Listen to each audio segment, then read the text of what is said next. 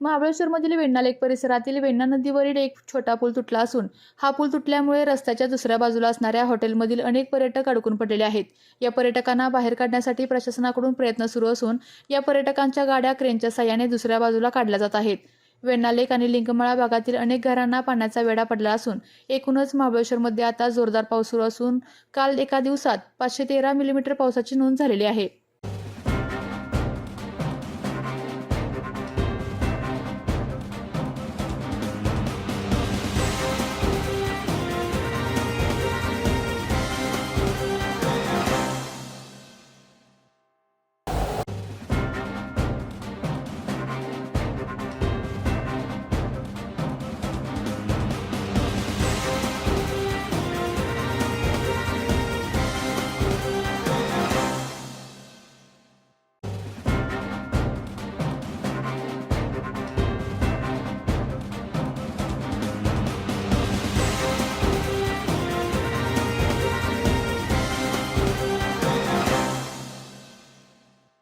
आपल्या तालुक्यातील जिल्ह्यातील बातम्या सर्वप्रथम पाहण्यासाठी आजच सातारा न्यूजला YouTube चॅनलवर सबस्क्राइब करा, लाईक करा, शेअर करा आणि बेल आयकॉन प्रेस करायला विसरू नका।